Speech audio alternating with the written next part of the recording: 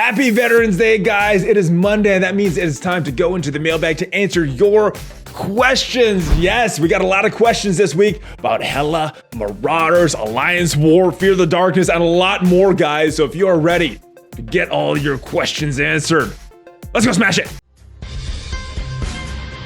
ValleyFlyin.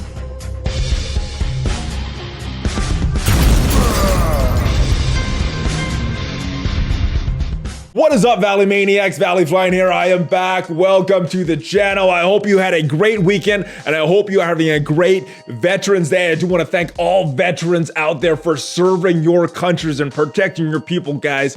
Awesome, awesome stuff. But it is Monday. It is time for the mailbag. I am answering your questions from the Discord channel, and if you are not on Discord, make sure you check out the link in the description. There's other links as well. Patreon. Thank you to all the new patrons that came aboard to support the channel. There's a link to BlueStacks if you want to play Marvel Strike Force on your PC, and there's a link to the other game that I'm playing, Dragon Champions. That link supports the channel as well, plus some other stuff down there, guys. Check that out if you want to support the channel. But let's get into your questions because there's a lot of them. I want to get into as many as possible, so I'm going to keep these answers a little shorter than usual so I can get to more questions. Let's get into it though. First question, ValleyFlyin was wondering if you're still looking for a new home. Top 100 alliance. I would love to have you.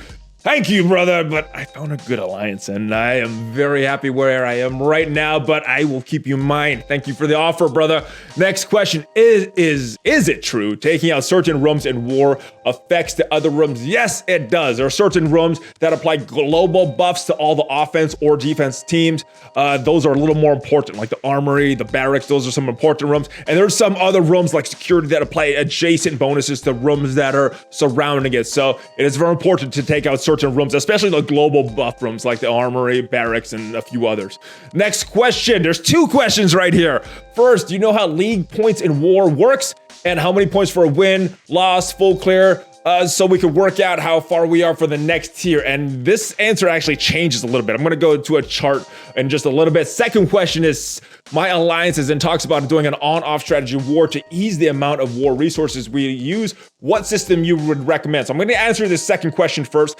I like the way that my alliance does it right now, and the way that we do it right now is we call wars pretty early. If we notice that we're low on resources because of real hard war previously, or if someone attacks our armory and we've already had a lot of bad defensive losses, we're just, you know what, it's gonna be too hard to come back from this win. We should just conserve our resources. I know there's other alliances that do an on-off set days, and the problem with that is sometimes on those off days, you're facing a real weak alliance, and that's not the most beneficial, but do whatever you want, whatever your alliance agrees to probably will work, and then you guys can make adjustments on that. Now, as far as the points that you get for wins and losses, let's go and take a look at it right here. So this is something that someone in my alliance shared. There's a bunch of different things, and I'm going to post this in Discord if you want to see the actual chart. But as you can see, let's say you're at gold 2. If you get a win against an even ranked opponent, so someone else in gold 2, you're gonna get 16 points. And if you lose to that exact same opponent,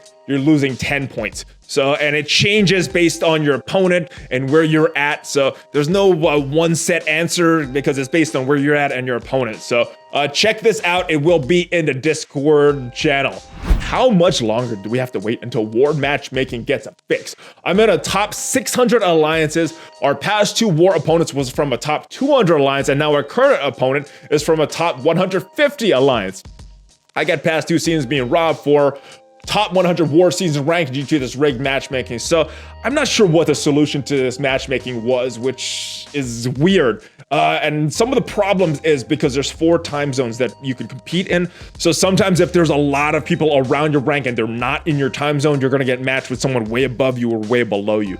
I'm not sure what the solution is, so I'm gonna go to you guys again. What would you want as a good matchmaking tool for alliance wars? Maybe limiting to 1 region so that you can compete against alliances around your power.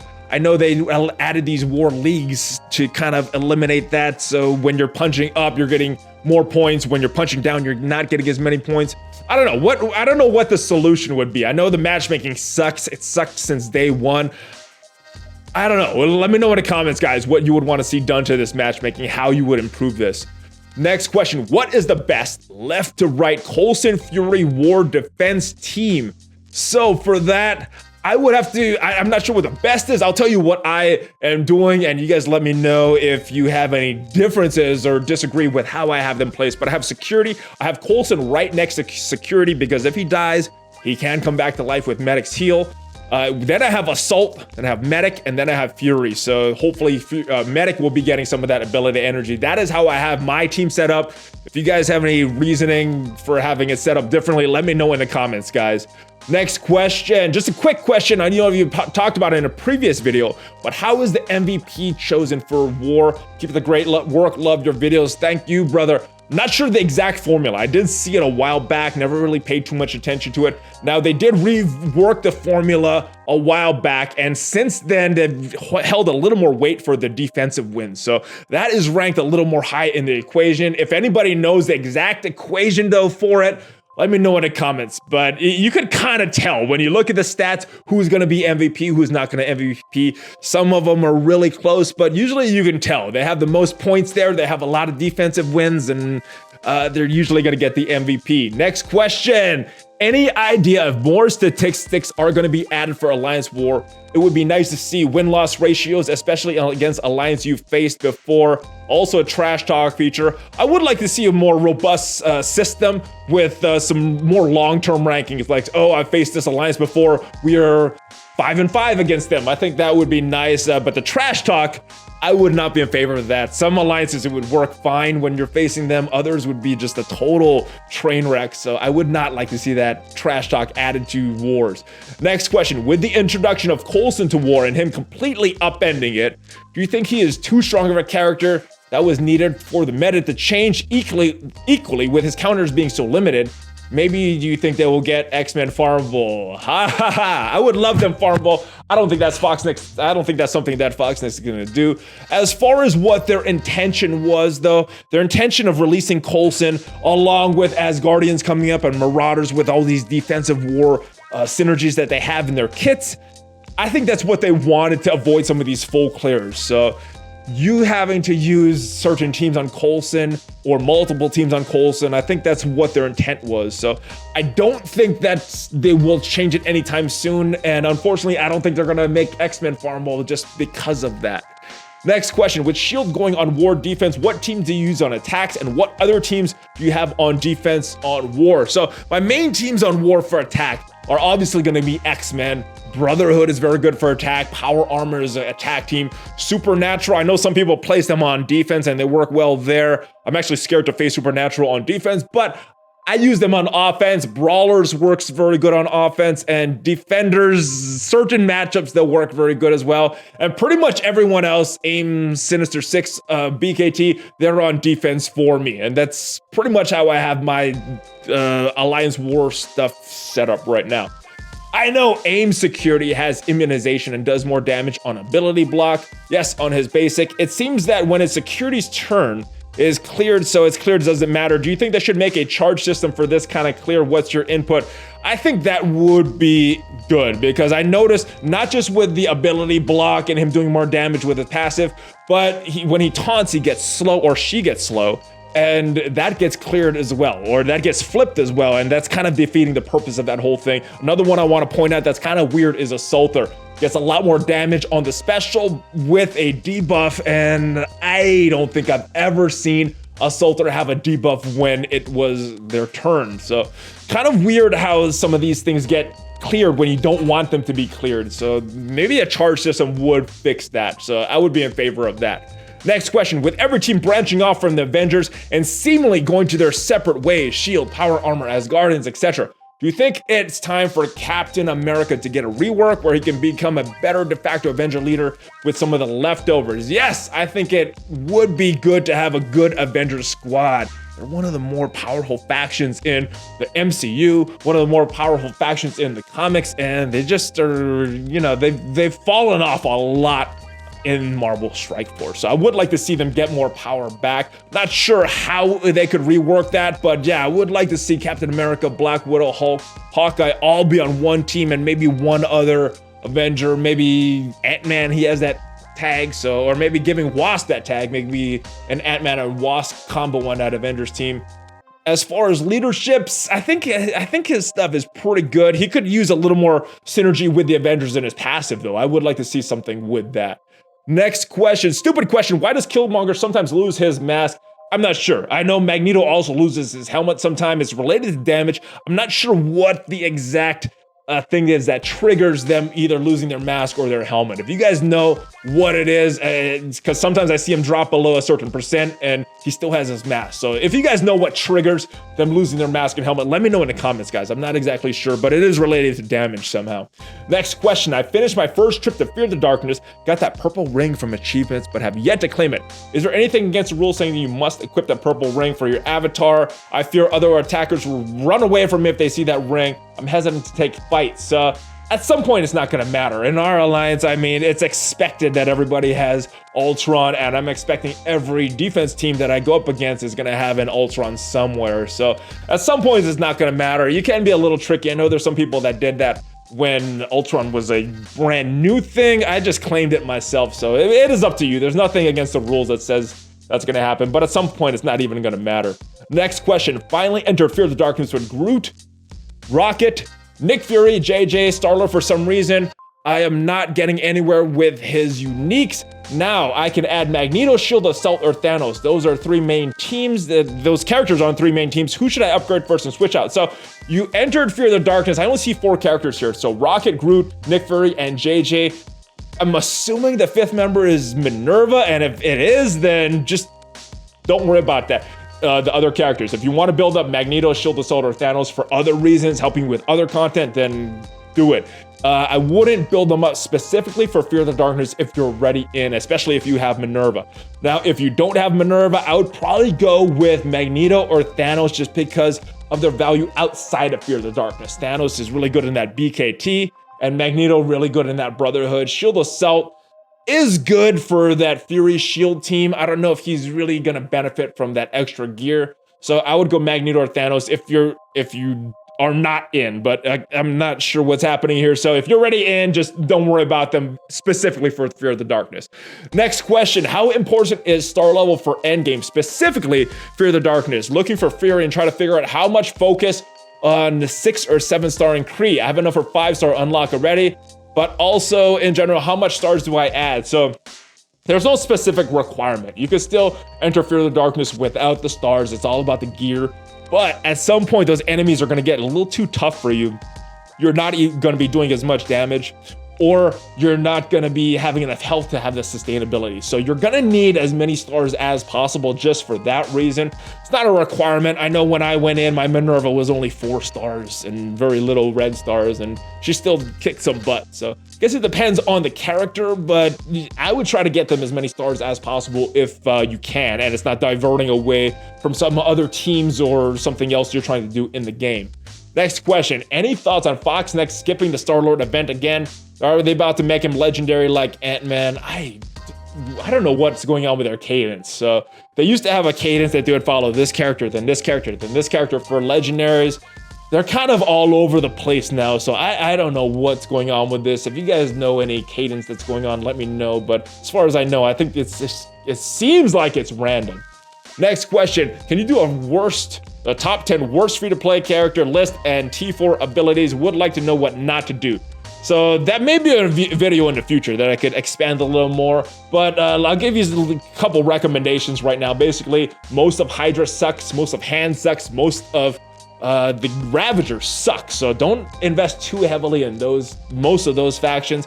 And as far as T4s, I always say it comes down to usage. I would rather have a good T4 on a character that I'm using a lot than one of the best T4s on a character that I'm not using at all. So keep that in mind when upgrading T4 abilities. Usage is very, very important. And maybe a video coming in the future with some specifics on all this stuff. Next question, Hela or Elsa as a 5th for the Supernatural Mystic team. Neither is farmable, and both will be the lowest member of the team. Eventually, you're gonna have to put Elsa in there, and then Hela's gonna go to her own Asgardian team. Right now, I'd say both very low. I'd say Hela works a little better just because she's getting Greg. She has some spreading of the debuffs, which is really, really gonna help the team. And right now, Elsa's just kind of damaged. So I think Hela's gonna help that team a lot more right now, but eventually they're gonna both be under normal teams.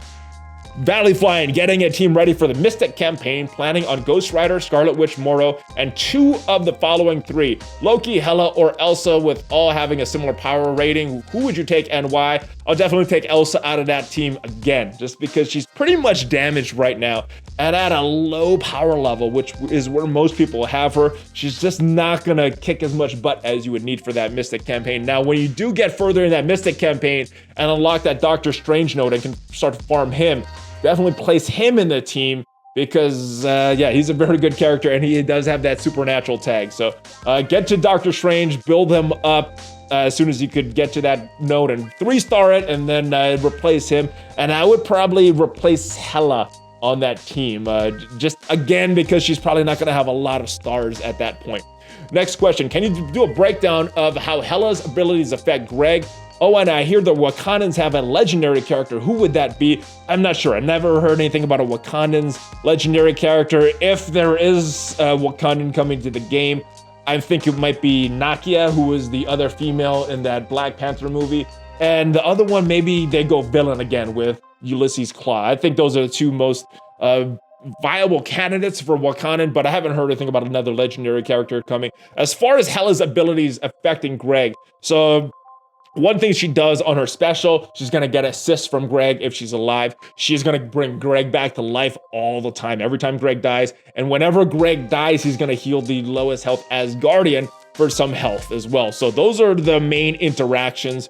But yeah, that's Hela, Greg, good stuff. I like that combo, guys. Who should I put with Asgardians while we wait for the complete team? So for me right now, I don't have my Asgardians together. I have Hela on a team with some debuffers like Venom and Carnage. Not an ideal team, but they work pretty good together. Loki is on my Avengers team with that Loki Captain America opening barrage, takes out an opponent, and then the rest of the Avengers kind of clean up. And Thor is kind of trash right now, so he's on one of my trash teams, and that's where I have my Asgardians built up right now. Do you agree with Casino's placement of Hela on the Brotherhood team while we still don't have a full Marauder team? As far as that, you know, the Brotherhood are a already good team. For me, I wouldn't place her on that because everyone in my Brotherhood 7 stars. Hela's only 4 stars right now, so she's just not gonna have as much power as the rest of the Brotherhood. So for me, that wouldn't work. And she definitely will make the team better, but my problem is where you're gonna put Mystique or Sabretooth or whoever you're taking out of that team right now, because we don't have that full Marauders team like you mentioned. Where have I been using Hela right now? I have her on a team with Carnage, Venom, Ant-Man, and Wasp. It's an okay team. I expect that team to win up to about tier 6 in Blitz, and that's all I want them for right now. Once I build her up, I want to try some other combos like we talked about. I think she is very good in that supernatural team as a replacement for Elsa, but then the problem is, where do I put Elsa? So I'm probably going to keep Hela on that team for a little while. Next question, do you think Carnage/Venom has a solid place with the remaining members of the Brotherhood, with Mystique and Sabretooth getting the Marauders tag? So I'm probably going to use them in that team when I take Sabretooth and Mystique out. I don't really have a home for my Spider-Verse. They're kind of all over the place on 3 different teams right now. So yeah, that's where I'm probably going to put them, and then make a full Marauders team as well. I like that, and they work very well with all the debuffs that they do with each other. Next question, how possible would it be to convince Foxnick to permanently change the Undead Asgardian to Greg? So I've seen some of the comments, some of you guys aren't sure where the Greg came from, and that came from a data mine, and Greg was the name of the Undead Asgardian as kind of a placeholder in the data files, and it kind of stuck. It's such a weird name that it kind of stuck with the community. I'm not sure if they would ever use it in an official capacity, although I have heard Cerebro call the Undead Asgardian Greg. So I think everybody is going to call him Greg, but I don't think it ever will be an official name in the game as Greg. Next question, is your supernatural team working properly? I don't have 4 stars on Ghost Rider, nor Elsa, nor the red stars for Ghost. Do you think it's worth investing in the 2 of them? Can they defeat Brotherhood or Defenders? So I think it's definitely worth investing in them at some point. Once you could farm them, get them up to 7 stars, and get that supernatural team working properly, because I don't think anybody's supernatural team is working properly right now unless they wailed out and have a lot of stars on Ghost Rider and Elsa, because those are the damage dealers, and without the damage dealers doing damage, that team is going to struggle a little. And one team that they, or a couple teams that they are going to struggle against are teams that have someone that could dispel all the debuffs off your team, like the Defenders and Jessica Jones. So they're going to struggle a little bit against the Defenders. And the other teams that they struggle against are teams that put a lot of debuffs on them, because they don't really have a way to get the debuffs off their team. So Brotherhood, Defenders, not the ideal matchups for Supernatural, but if you're going up against a team that doesn't place a lot of debuffs on you and cannot clear the debuffs that you place on the other team, well, that's an excellent matchup for Supernatural, and they're going to wipe the floor with their opponents. Next question. Did anyone happen to ask the developers about tiers breaking up Blitz when players are competing with others at similar levels? So it's been mentioned many, many times. It's been brought up. They know our concerns. They play the game, so they probably have the same concerns, but this is what they have chosen to do. I'm not sure if they're doing it more for a monetary standpoint, from they want to make more money from people buying the Blitz, or they just haven't had time to revamp it. It seems like when I visited their offices all those months back, it seems like they're aware of a lot of the problems, but they're just very slow to react and do anything. So hopefully the changes to Blitz will be coming, because I don't like it as a release method for characters like Hela or Mr. Sinister that are coming up. Next question. First, I want to say thank you to all the veterans out there. I want to thank you guys as well. Again, yes. Do you have any advice for Tier 8 Blitz? I noticed with the changes, I get to 8.3 and everything upwards of 100k punch-ups. I'm finding myself more and more often than not intentionally throwing matches to get back down to Tier 7, then work my way up to Tier 8.3 and repeat. Getting less points that way, but Tier 8 seems crazy now. So Tier 8.1, 2, and 3 are not that bad. It's when you get, or Tier 8.0, Tier 8.1, and Tier 8.2, not that bad. 8.3 is when it gets those huge punch-ups. And if you are taking a meta team into another meta team that is that much overpowered than you, it's gonna be a rough day. But if you're taking a meta team into some random group of characters that have that much power over you, you can beat them. So I have been also strategically, intentionally losing some matches. I haven't been dropping all the way back down to Tier 7, but I've been dropping down to 8.0 and building my way back up, because even some of the meta teams are going to struggle if they have to face meta teams. So that's kind of what I'm doing, and I think that's kind of the way most people are having to Blitz right now, unfortunately. Next question. With this projection super high in Blitz and the scores reaching new highs every time, do you think it's time to redo Blitz altogether, and what do you suggest? Now, as far as the time to redo Blitz, yes, it has been time to redo Blitz many, many months ago. Like I said, I don't like it as a release method for new characters, because not every player is going to be able to get it. I like the suggestion you mentioned right here, Scotty. I really would like to have the milestones go all the way up to 5 million. It gives people to look forward to. Now, I would as well, but keep the current milestones. Just add in more milestones. Don't spread them out over 5 million. Keep what we have. Make another one at maybe 1 million, another one at 2 million, another one at 3 million, another one at 4 million, and 5 million. I would be in favor of that. I think that would give people more shards to at least unlock certain characters that want to see. People are excited for these new characters. Not everybody's going to spend money right now on these new characters, especially with some crazy offers, but giving them that chance to unlock these characters through Blitz, I think, would be a good step in the right direction for this game mode. This may have been asked already, but hearing you talk anything about Captain Marvel being added to other orbs or farmable in any other way, just pull the 6 red stars on her, would be absolutely awesome. I agree, it would be absolutely awesome to make Captain Marvel farmable. I think what they're trying to do is make her character kind of like Hulk and Wolverine, where it's gonna be a slow farm for that character. She's a very good character.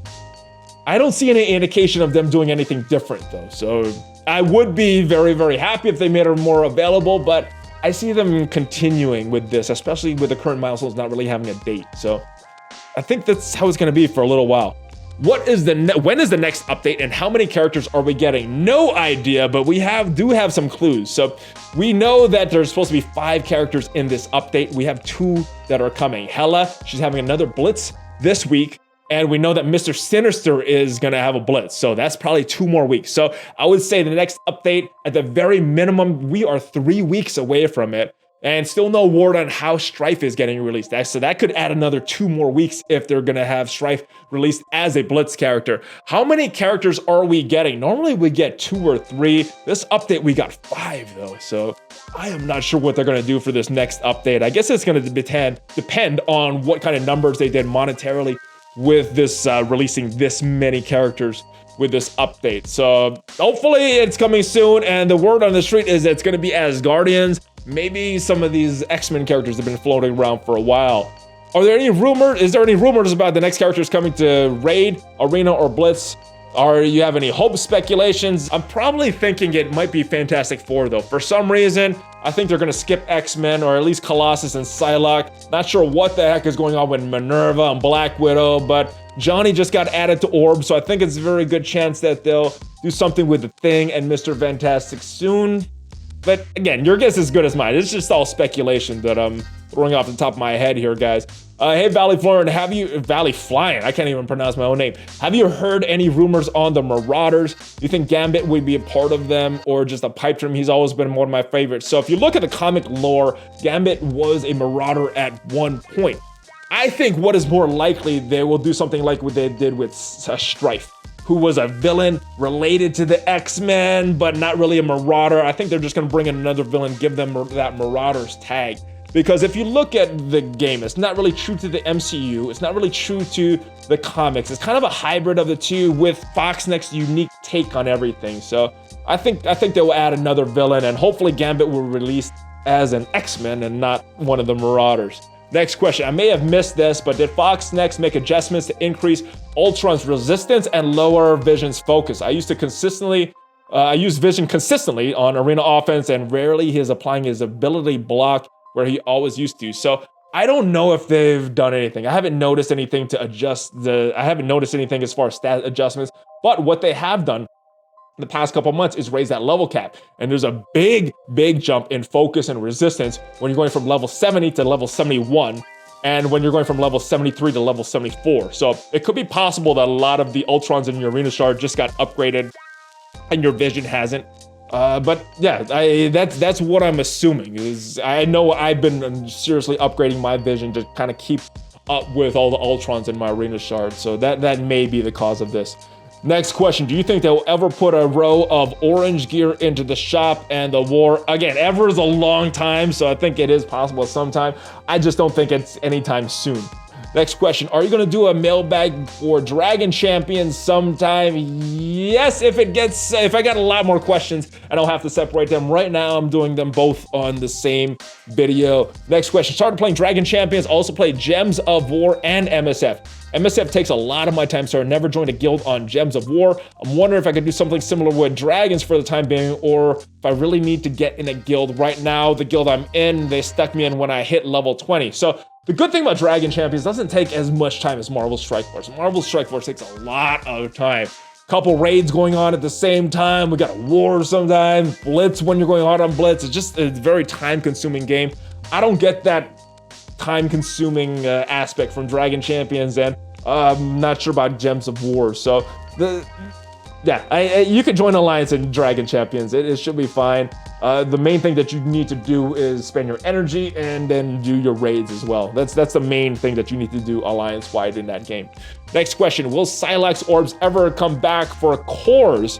So usually when they add these, when they bring that character to Blitz. So if you notice, every Blitz character that they bring out, they're selling these shards or orbs with that character's potential shards in the store for cores. So if Psylocke ever gets another Blitz, I assume that you will be able to buy some orbs for her in the store with cores. Top 5 characters you want added, go for me. In order, it goes Nightcrawler, Rogue, Iceman, Apocalypse, Super Skrull. Can probably tell I'm a big X-Men fan. So for me, I've been asked this question many times in the past, and I always preface by saying that my answer is gonna change on a day-to-day basis. So for today, my answer, Gambit as well, Rogue as well, For some reason, I really like Moon Knight, She-Hulk. I like more Hulks in the game.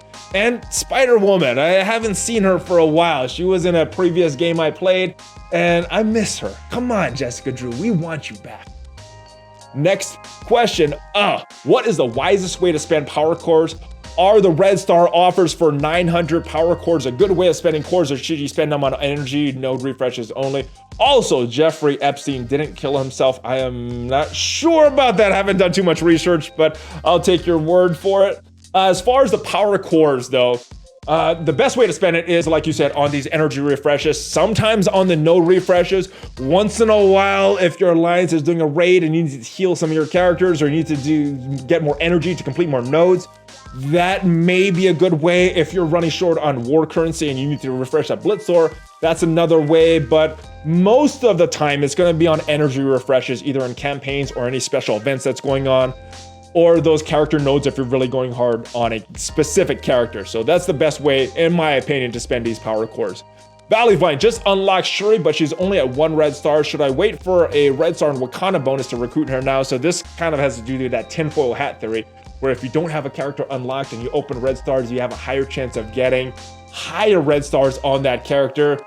I have seen a lot of evidence to support this, but not all of the evidence comes in. So I am not sure. So here's my answer. If you have your Wakandans built up, she will finish a place on that Wakandans team.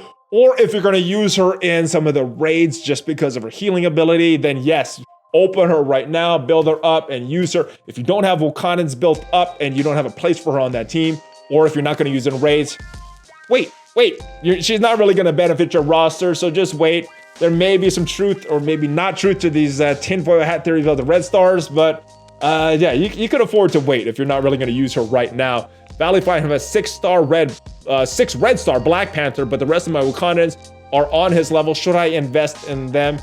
If you want to. I think they're a very fun team. I don't consider them a top 10 team in the game. So if you want that fun, if you want to build the Wakandans because you enjoy playing with them, because I do enjoy playing with them. They play very different than most teams in the game.